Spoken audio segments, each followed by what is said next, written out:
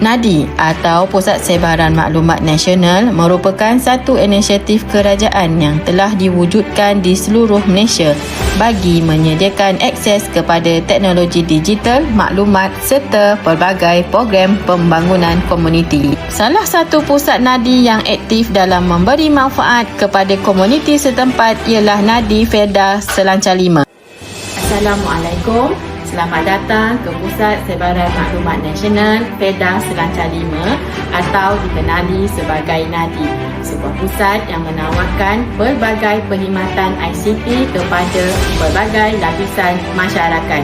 NADI beroperasi setiap hari kecuali cuti umum dari 9 pagi hingga 6 petang. NADI menyediakan 10 buah komputer dengan kelajuan internet yang tinggi. 10 buah lagi berada di dalam bilik latihan untuk aktiviti kelas dan pembelajaran ICT.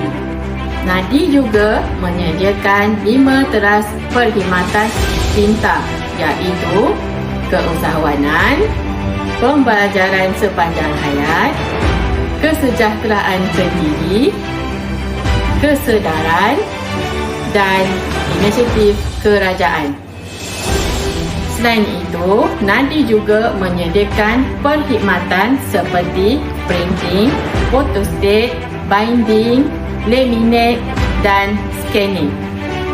Untuk pengetahuan semua, NADI juga merupakan pusat Self Collect SPL Express dan Drop Off Ninja Van untuk kemudahan komuniti setempat.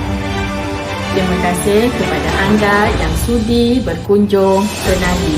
Kami sangat mengalu-alukan kedatangan komuniti ke NADI Fedah Selancar 5. Sekian, terima kasih.